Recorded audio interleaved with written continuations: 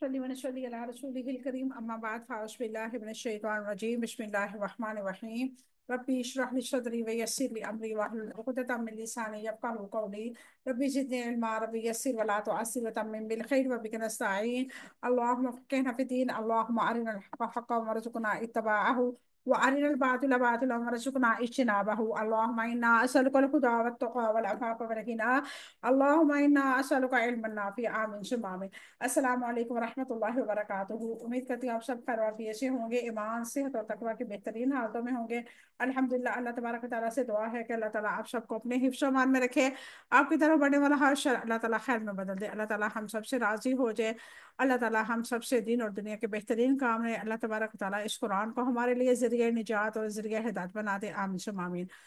الحمدللہ سورۃ آل عمران ہے اور اب تک ہم نے 184 آیات مبارکہ کو دیکھ لیا ہے۔ پچھلی آیات مبارکہ میں اللہ تبارک و تعالیٰ یہودیوں کے بارے میں ہمیں بتلا رہا ہے کہ یہودیوں نے نبیوں کا انکار کیا، ان کو قتل کیا اور اپنے آپ کو سمجھا کہ وہ ملت ابراہیمی پہ ہیں، یعنی کہ جو ہمارے یعنی کہ باپ ہیں ابراہیم علیہ السلام، وہ ان کے پیروکار ہیں، جبکہ انہوں نے نبیوں کو، پیغمبروں کو، رسولوں کو بہت اذیتیں پہنچائی۔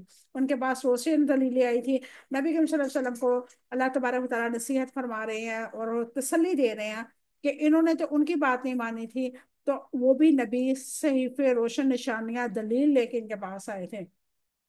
یہ تھی پچھلی آیات مبارکہ کا خلاصہ۔ آج ہم انشاءاللہ مزید دیکھتے ہیں اللہ تبارک و تعالیٰ ہمارے لیے اس دنیا کو کیسے سمجھتا ہے اور ہمیں دنیا میں بھیجنے کا مقصد کیا تھا۔ اللہ تبارک و تعالیٰ سے دعا کرتے ہیں اللہ رب العزت ہمیں دنیا کے آنے کا مقصد سمجھ آ جائے اور ہم اس دنیا کو ایسے الوداع کہہ کے جائیں جیسے ہمارے رب نے ہمارے لیے منتخب کیا ہے۔ آغاز کرتے ہیں آج کی کلاس کا۔ اعوذ باللہ من الشیطان الرجیم بسم اللہ الرحمن الرحیم، شروع اللہ کے نام سے جو بڑا مہربان نہایت رحم والا ہے۔ کلو ہر نفس جاندار نے ذائقہ چکھنے والا ہے الموت موت کو، وانما اور یقیناً توفونا تم پورے دیے جاؤ گے اجورکم اجر اپنا یوما دن القیامت قیامت کے، فمن چنانچہ جو کوئی زحزحا بچا لیا گیا علی الناری آگ سے، وادخلا اور داخل کر دیا گیا الجنت جنت میں، فقد تو یقیناً فاز وہ کامیاب ہو گیا۔ وما اور نہیں الحیات زندگی الدنیا دنیا کی، الا سوائے متاع سامان کے، غرور دھوکے کے۔ لَتُبْلَوُنَّ یقیناً تم ضرور آزمائے جاؤ گے، فی اموالکم اپنے مالوں سے، وانفسکم اپنی جانوں میں، وَلَتَسْمَعُنَّ اور یقیناً تم ضرور سنو گے، من الذین ان لوگوں سے جو اوتو دیے گئے الکتاب کتاب، من قبل تم سے پہلے، ومن الذین اور ان لوگوں سے اشرکوا جنہوں نے شرک کیا، اذن تکلیف دہ باتیں، کثیرہ بہت سی، وَإِنْ اور اگر تصبروا تم صبر کرو، وَتَتَّقُوا اور تم متقی بنو، فَإِنَّ تو یقیناً ذَلِكَ یہ من عزم العمور بلند حوصلے کے کاموں میں سے ہے۔ وَإِذْ اور جب اخذا لیا اللہ تعالیٰ نے، میسا کا پختہ عہد، الذین ان لوگوں سے جنہوں نے اوتو دیے گئی الکتاب کتاب، لتبیننہ یقیناً تم ضرور بیان کرتے رہو اسے، للناس لوگوں کے لیے، ولا اور نہ تکتمونہ تم چھپاؤ گے اسے، فَنَبَذُوهُ تو انہوں نے ڈال دیا اسے، وراء پیچھے، ظہورہم اپنی پشتوں کے، واشتروا اور انہوں نے خرید لی بھی اس بدلے اس کے، ثمناً قیمت، قلیلا بہت تھوڑی، فبئس سو کتنا برا ہے، ما جس کو یشترون وہ خرید رہے ہیں۔ وَلَا تَحْسَبَنَّ آپ ہرگز خیال نہ کریں، الذین ان لوگوں کو جو یفرحون خوش ہوتے ہیں، بما ان پر جو اتوا انہوں نے کیا، ویحبون اور وہ چاہتے ہیں، ان یہ کہ یحکم یا یحمدو ان کی تعریف کی جائے، بما اس پر جو لم یفعلوا، انہوں نے نہیں کیا، فلا تحسبنہم، چنانچہ آپ ہرگز خیال نہ کریں، بمفازۃ، کامیاب، من العذاب، عذاب سے نکلنے میں، ولہم، ان کے لیے، عذاب، عذاب ہے، علیم، دردناک، وللہ، اور اللہ ہی کے لیے ہے، ملک، بادشاہت، السماوات، آسمانوں کی، والارض، اور زمین کی، واللہ، اور اللہ تعالیٰ، علی، اوپر، کل شیء، ہر چیز کے، قدیر، پوری طرح قدرت رکھنے والا ہے۔ یہ تھی آج کی آیات مبارکہ، آپ دیکھتے ہیں ان کی مختصر سی تفصیل۔ کل نفس ذائقۃ الموت وانما توفون اجورکم یوم القیامہ فمن زحزح عن النار وادخل الجنة فقد فاز وما الحیاۃ الدنیا الا متاع الغرور۔ ہر جاندار نے موت کا ذائقہ چکھنا ہے، اور یقیناً تم قیامت کے دن ہی اپنے پورے اجر دیے جاؤ گے۔ چنانچہ جو آگ سے بچا لیا گیا اور جنت میں داخل کر دیا گیا تو وہ کامیاب ہو گیا، اور دنیا کی زندگی تو دھوکے کے سامان کے سوا کچھ نہیں ہے۔ ہر نفس نے موت کا ذائقہ چکھنا ہے۔ اللہ کا قرآن کہتا ہے کل نفس ذائقۃ الموت، ہر جاندار نے موت کا ذائقہ چکھنا ہے۔ اللہ تعالیٰ اس مقام پر ایک ایسی خبر دے رہا ہے جو تمام مخلوقات کے لیے ہے، اور یہ کہ ہر جاندار نے ایک نہ ایک دن موت کا ذائقہ چکھنا ہے، جیسا کہ فرمایا کل من علیہا فان وَيَبْقَى وَجْهُ رَبِّكَ ذُو الْجَلَالِ وَالْإِكْرَامِ، جو زمین پر ہے ہر چیز فانی ہے، اور آپ کے رب کا چہرہ ہی باقی رہ جانے والا ہے، جو بڑی شان والا، بڑی عظمت والا ہے۔ سورۃ الرحمن آیت نمبر 26 اور 27۔ ہر شخص نے موت کا ذائقہ چکھنا ہے۔ اس سلسلے میں نیک اور بد میں کوئی فرق نہیں ہے، یعنی کہ ہم یہ نہیں کہہ سکتے کہ بروں کو موت آئے گی یا اچھے کو موت آئے گی، برے یہیں پہ رہیں گے، ایسا کچھ نہیں ہے۔ سیدنا عبداللہ بن مسعود رضی اللہ تعالیٰ عنہ نے بیان کیا کہ نبی کریم صلی اللہ علیہ وسلم نے چوکھاٹا خط کھینچا، یعنی کہ چورس ڈبہ بنایا، پھر اس کے درمیان ایک خط کھینچا جو چوکھٹ خط سے نکلا ہوا تھا، اس کے بعد درمیان میں خط کے اس حصے میں جو چوکھٹ کے درمیان میں تھا چھوٹے چھوٹے بہت سے خط کھینچے، پھر فرمایا یہ انسان ہے اور یہ اس کی موت ہے جو اس کو گھیرے ہوئے ہے، اور بیچ کا جو خط باہر نکلا ہوا ہے وہ اس کی امیدیں ہیں، اور چھوٹے چھوٹے خطوط اس کی دنیاوی مشکلات ہیں۔ پس انسان جب ایک مشکل سے بچ کر نکلتا ہے تو دوسری میں پھنس جاتا ہے، اور دوسری سے نکلتا ہے تو تیسری میں پھنس جاتا ہے۔ صحیح بخاری نے اس کو روایت کیا ہے۔ وَإِنَّمَا تُوَفَّوْنَ أُجُورَكُمْ يَوْمَ الْقِيَامَةِ، یقیناً تم قیامت کے دن اپنے پورے اجر دیے جاؤ گے۔ نبی کریم صلی اللہ علیہ وسلم اور صحابہ کرام رضوان اللہ علیہم اجمعین کو تسلی دی جا رہی ہے کہ دنیا کی جزا کا مقام نہیں ہے، عمل کا مقام ہے۔ قیامت کے دن جزا و سزا کا دن ہے۔ اس دن ہر کسی کو اس کے اعمال کا بھرپور بدلہ دیا جائے گا۔ مومن کا اجر ثواب اور کافر کا اجر عقاب ہے۔ کامیاب کون ہے؟ اللہ تبارک و تعالیٰ کا قرآن کہتا ہے فَمَنْ زُحْزِحَ عَنِ النَّارِ وَأُدْخِلَ الْجَنَّةَ فَقَدْ فَازَ۔ دنیاوی مال و متاع نہیں ہے، دنیاوی بزنس نہیں ہے، ڈگریاں نہیں ہیں۔ اللہ تبارک و تعالیٰ فرماتا ہے کامیاب وہ ہے، چنانچہ جو آگ سے بچا لیا گیا اور جنت میں داخل کر دیا گیا وہ کامیاب ہے۔ قیامت کے دن جو آگ سے بچا لیا گیا اور جنت میں داخل کیا وہی کامیاب ہے۔ رسول اللہ صلی اللہ علیہ وسلم نے فرمایا جنت کی بلشت بر جگہ دنیا و مافیا سے بڑھ کے ہے، اگر چاہو تو پڑھو فمن زحزح عن النار وادخل الجنة فقد فاز۔ مستدرک حاکم نے اس کو روایت کیا ہے۔ وَمَا الْحَيَاةُ الدُّنْيَا إِلَّا مَتَاعُ الْغُرُورِ، اور دنیا کے زندگی تو دھوکے کے سامان کے سوا کچھ نہیں ہے۔ الغرور سے مراد دنیا کی زینت ہے۔ دنیا اور دنیا کا سامان ظاہری فریب چیزیں ہیں۔ یہاں کسی کا ناکام ہو جانا یا کامیاب ہو جانا، ترقی کرنا آخرت کے لحاظ سے ایک جیسی چیزیں نہیں ہیں۔ دنیا کی نعمتیں کسی کے حق میں ہونے کا ثبوت نہیں ہے۔ دنیا میں کسی کا مصائب اور مشکلات میں مبتلا ہونا کسی کے غلط ہونے کا ثبوت نہیں ہے۔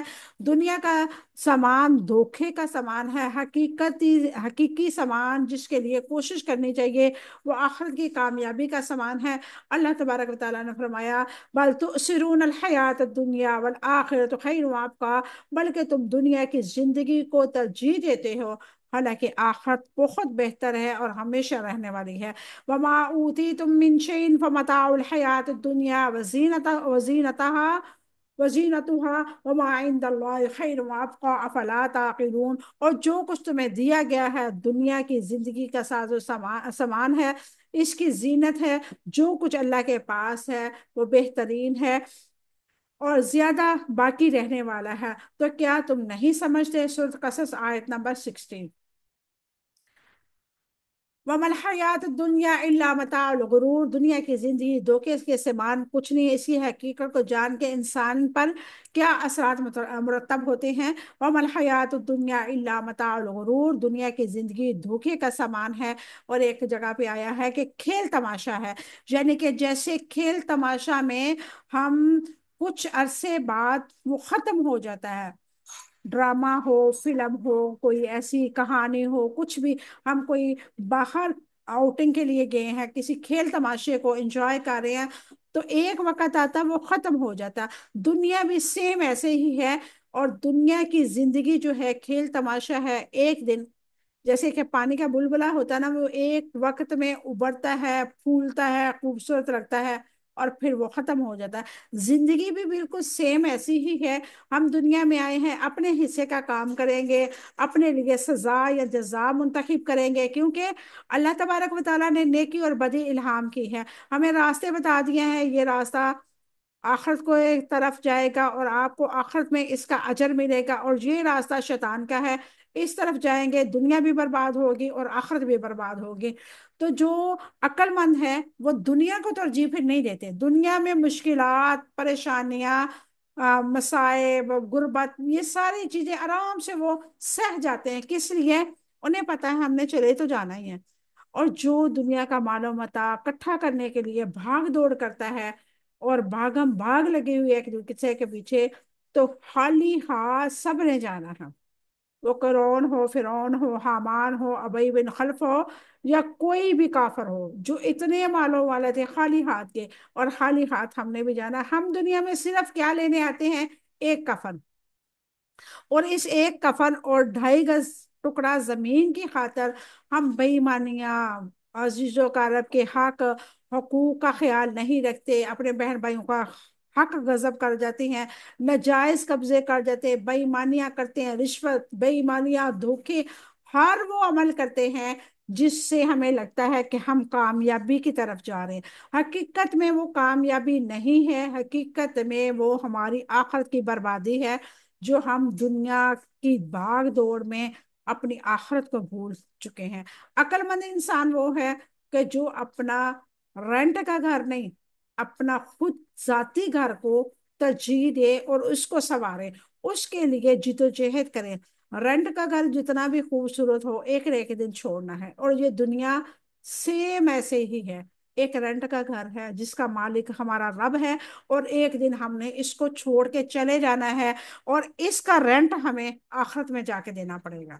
اچھے طریقے سے رہیں گے تو یہ رینٹ ہمارے لیے بخشش کا باعث بنے گا، ہمیں اس سے بہتر رتبے پہ پہنچا دیا جائے گا۔ اور اگر ہم بری نیت کے ساتھ برے اعمال کر کے جائیں گے تو اس سے بدترین جگہ کی طرف ہمیں دھکیل دیا جائے گا، اور ہم پہ سود سمیت عذاب نازل کیے جائیں گے۔ یہ ہم پہ خود پہ ہے، اگر ہم نے اپنے آپ کو اللہ کے ہاں اور اپنے آپ کو سمجھدار، دنیا اور آخرت کے لیے سمجھدار بنانا ہے، اور اللہ کے سامنے سرخرو ہونا ہے، تو پھر ہم دنیا کو پالش کرنے میں نہیں لگے رہے، دنیا کے پیچھے بھاگنے میں نہیں لگے رہے، پھر ہمیں جدوجہد کرنی ہے آخرت کے لیے۔ دنیا تو جیسے تیسے گزر جائے گی، جو زیادہ کھا رہا ہے اس نے بھی کھا کے پخانا کرنا ہے، اور جو کم کھا رہا ہے اس نے بھی وہی کرنا ہے۔ پیٹ بھرنے کی انسان کو یعنی کہ ضرورت ہے، تو دال سے بھی بھرا جا سکتا ہے، نمک مرچ سے بھی بھرا جا سکتا ہے، اور قورموں سے اور میٹ اور بیف کے ساتھ بھی بھرا جا سکتا ہے۔ یہ ہم نے خود ڈیسائیڈ کرنا ہے کہ ہمیں صرف دنیا چاہیے کہ ہم نے آخرت کے لیے کچھ اکٹھا کرنا ہے۔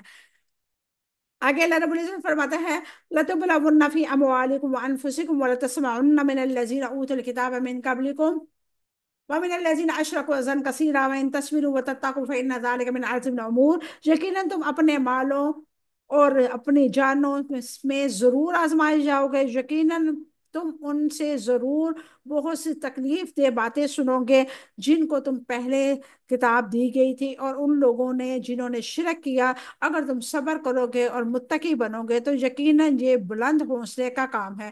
اس آیت مبارکہ کا شان نزول دیکھتے ہیں۔ سیدنا ابن عباس رضی اللہ عنہ سے روایت ہے، ان اللہ فقیر، ان سے یہاں تک سیدنا ابو بکر رضی اللہ عنہ اور فحاص کے مابین جو معاملہ پیش ہے اس کے بارے میں یہ آیت مبارکہ نازل ہوئی۔ کعب بن مالک رضی اللہ تعالیٰ عنہ سے روایت ہے کہ کعب بن اشرف یہودی رسول اللہ صلی اللہ علیہ وسلم کے اور صحابہ کرام کی شان میں توہین و گستاخی کے اشعار لکھتا تھا، اس پر یہ آیت مبارکہ نازل ہوئی۔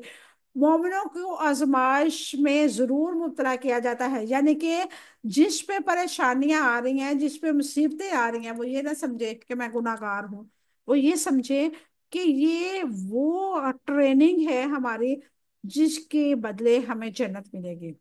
جیسے آرمی کی ٹریننگ ہوتی ہے نا، وہ انسان کے اندر ساری سستی کاہلی ایسے نکالتے ہیں کہ وہ اتنے ایکٹیو ہو جاتی ہے کہ وہ اپنے گھروں میں بھی پھر وہی نظام کرتے ہیں۔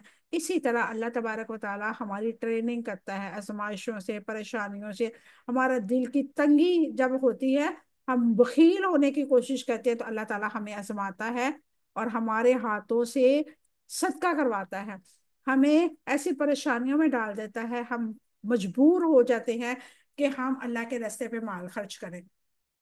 لَتُبْلَوُنَّ فِي أَمْوَالِكُمْ وَأَنفُسِكُمْ، یقیناً تم اپنے مالوں اور اپنی جانوں میں ضرور آزمائے جاؤ گے۔ جان اور مال میں کمی کر کے مومن کو آزمانا ضروری ہے۔ مومن کی آزمائش اس کے دین کے مطابق ہوتی ہے، اگر وہ دین میں پختہ ہے تو مصائب میں بھی سختی آئے گی۔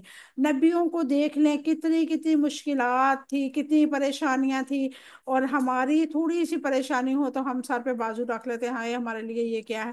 جتنا آپ کا ایمان کا لیول اوپر جا رہا ہے، آپ کی آزمائش اتنی سخت ہے، اور آزمائشیں بڑی تکلیف دہ ہوتی ہیں، بہت زیادہ تکلیف دہ ہوتی ہیں۔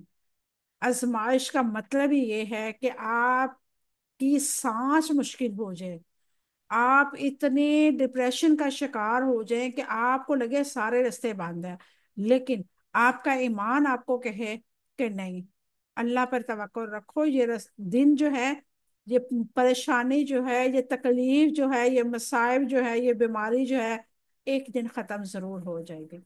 وَلَا تَسْمَعُنَّ مِنَ الَّذِينَ أُوتُوا الْكِتَابَ مِنْ قَبْلِكُمْ وَمِنَ الَّذِينَ أَشْرَكُوا أَذًى كَثِيرًا، اور یقیناً تم ان سے ضرور بہت ساری تکلیف دہ باتیں سنو گے جن کو تم سے پہلے کتاب دی گئی تھی، اور ان لوگوں کو سے بھی جنہوں نے شرک کیا۔ اللہ تعالیٰ نے ایمان والوں کو جنگ بدر سے جو پہلے باتیں کی گئی ان پہ صبر سے کام لینے اور اللہ تعالیٰ سے ڈر کے رہنے کا حکم دیا۔ وَإِن تَصْبِرُوا وَتَتَّقُوا فَإِنَّ ذَلِكَ مِنْ عَزْمِ الْأُمُورِ، اگر تم صبر کرو اور متقی بنو، یقیناً یہ بلند حوصلے کے کاموں میں سے ہے۔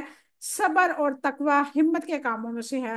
اللہ تعالیٰ کے خوف، تقوی سے اور اپنے آپ کو قابو میں رکھنا، صبر سے بھی مشکلات کا مقابلہ کیا جا سکتا ہے۔ وَإِذْ أَخَذَ اللَّهُ مِيثَاقَ الَّذِينَ أُوتُوا الْكِتَابَ لَتُبَيِّنُنَّهُ لِلنَّاسِ وَلَا تَكْتُمُونَهُ فَنَبَذُوهُ وَرَاءَ ظُهُورِهِمْ وَاشْتَرَوْا بِهِ ثَمَنًا قَلِيلًا فَبِئْسَ مَا يَشْتَرُونَ۔ اور جب اللہ تعالیٰ نے ان لوگوں سے پختہ عہد لیا جنہوں کو کتاب دی گئی تھی، تم اس کتاب کو لوگوں کے سامنے ضرور بیان کرتے رہو اور تم ان کو چھپاؤ، تو انہوں نے اس عہد کو اپنے پشت میں ڈال دیا، اور ان کے بدلے میں انہوں نے تھوڑی سی قیمت لے لی، سو کتنا برا تھا جس کو وہ خرید رہے ہیں۔ عہد شکنی اور کتمان حق کی وجہ سے اہل کتاب کی مذمت کی گئی ہے۔ وَإِذْ أَخَذَ اللَّهُ مِيثَاقَ الَّذِينَ أُوتُوا الْكِتَابَ لَتُبَيِّنُنَّهُ لِلنَّاسِ، اور جب اللہ تعالیٰ نے ان لوگوں سے پختہ عہد لیا جن کو کتاب دی گئی تھی کہ تم اللہ تعالیٰ کے تم لوگوں کے سامنے ضرور بات بیان کرو گے۔ اس آیت پہ اہل کتاب کی مذمت ہے، انہیں ڈانٹا گیا ہے کہ انہوں نے انبیاء کی زبان سے یہ عہد لیا کہ محمد رسول اللہ صلی اللہ علیہ وسلم پر ایمان لائیں گے اور لوگوں میں آپ کا چرچا کریں گے تاکہ لوگ آپ کے دین کو قبول کرنے کو تیار ہو جائے، اور جب اللہ تعالیٰ نے مبعوث فرمایا تو وہ آپ کی اتباع کریں۔ تو ہر قسم ہر طرح سے آپ کے ساتھ دے، لیکن انہوں نے حق کو چھپا دیا اور دنیا کی زندگی کو ترجیح آخرت کے بدلے میں. ولا تکتمونہ، انہوں نے چھپا دیا. سیدنا سعد بن سعید بن جریر نے کہا ہے اس سے مراد نبی کریم صلی اللہ علیہ وسلم ہے. فَنَبَذُوهُ وَرَاءَ ظُهُورِهِمْ، انہوں نے اس احد کو اپنے پشتوں میں ڈال دیا. انہوں نے اللہ تعالیٰ کی تعلیمات کو پھیلانے کا کام کو پشت پہ ڈال دیا.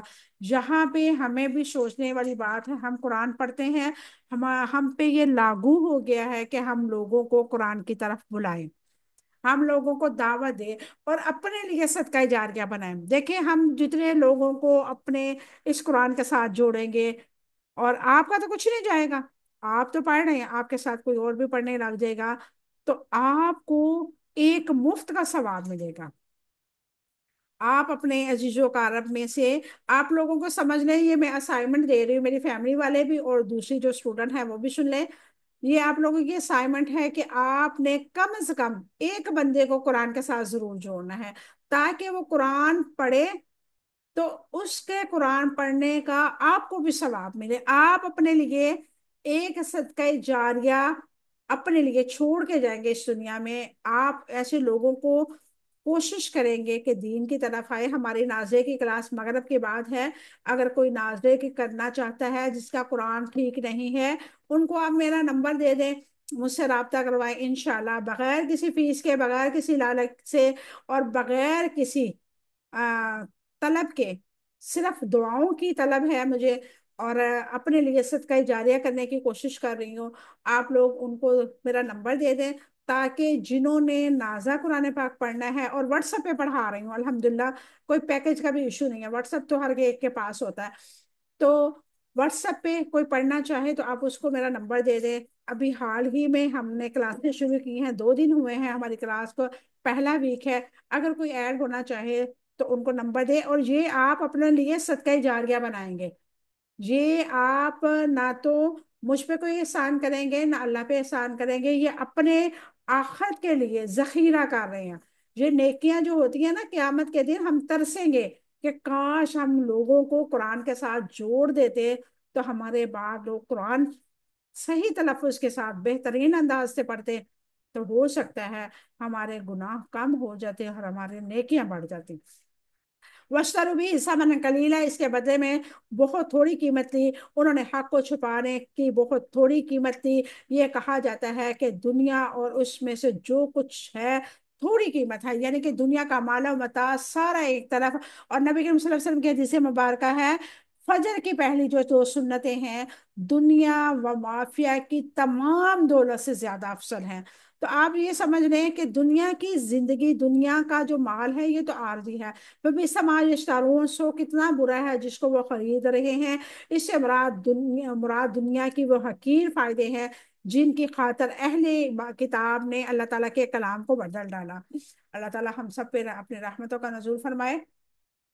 ولا تحسبن الذين يفرحون بما أتوا ويحبون أن يحمدوا بما لم يفعلوا فلا تحسبنهم بمفازة من العذاب ولهم عذاب أليم. آپ ان کو ہرگز خیال نہ کریں جو اس خوشی میں خوش ہوتے ہیں کہ ان کے کاموں پر انہوں نے کیے ہیں، اور چاہتے ہیں کہ ان پر ان کی تعریف کی جائے اور انہوں نے نہیں کیے، چنانچہ آپ انہیں عذاب سے نکلنے کا ہرگز کامیاب خیال نہیں کریں گے، ان کے لیے دردناک عذاب ہے. اس آیت مبارکہ کا شان نزول یہ ہے کہ سیدنا ابو سعید خدری رضی اللہ تعالیٰ عنہ نے بیان کیا ہے کہ رسول اللہ صلی اللہ علیہ وسلم کے زمانہ میں چند منافقین ایسے تھے جنہوں نے نبی کریم صلی اللہ علیہ وسلم کے ساتھ جہاد کے لیے تشریف لے جاتے تو یہ مدینہ سے پیچھے رہ جاتے، اور پیچھے رہ جانے والوں پر بہت خوش ہوا کرتے تھے کہ یہ جب ہم نبی کریم صلی اللہ علیہ وسلم واپس آتے تو عذر بیان کرتے اور قسمیں کھا کر کہتے، بلکہ ان کو ایسے کام پر تعریف کرنا پسند آتا جس کو انہوں نے کیا ہی نہیں ہے، اور بعد میں چکنی چکنی باتوں میں اپنی بات بنانا چاہتے. اور اللہ تعالیٰ نے اسی پر آیت مبارکہ نازل فرمائی.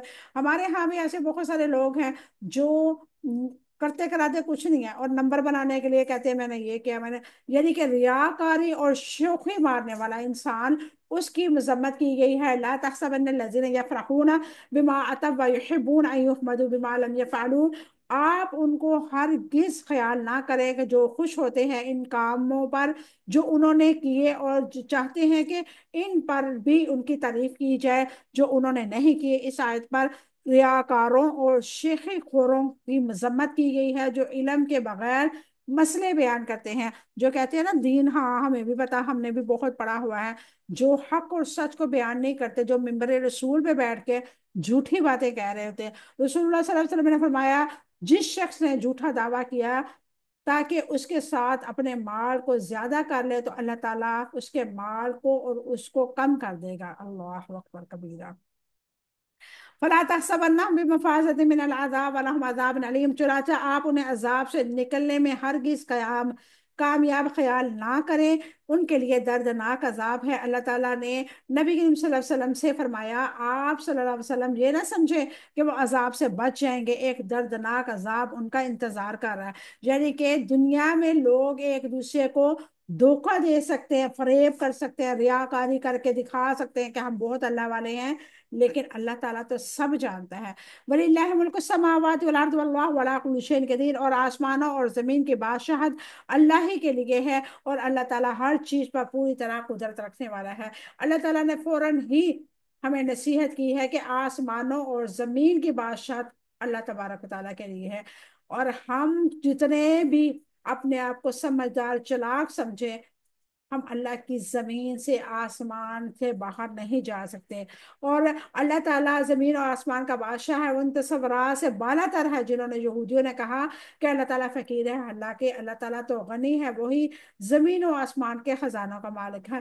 واللہ علی کل شیء قدیر، اور اللہ تعالیٰ ہر چیز پر پوری طرح قدرت رکھنے والا ہے، اسے کوئی عاجز کرنے والا نہیں ہے، لہٰذا اس سے ڈرو اور اس کی مخالفت نہ کرو۔ اللہ تبارک و تعالیٰ سے دعا کرتے ہیں اللہ رب العزت ہم سب کو علم نافع عطا فرمائے، عمل صالح کرنے کی توفیق عطا فرمائے، اللہ تعالیٰ ہم سب سے راضی ہو جائے، اللہ تعالیٰ ہمارا پڑھنا پڑھانا اپنی بارگاہ الہی میں قبول و منظور فرمائے، آمین ثم آمین، وآخر دعوانا ان الحمد للہ رب العالمین، سبحان ربک رب العزت عما یصفون، وسلام علی المرسلین والحمد للہ رب العالمین۔ السلام علیکم و رحمۃ اللہ وبرکاتہ۔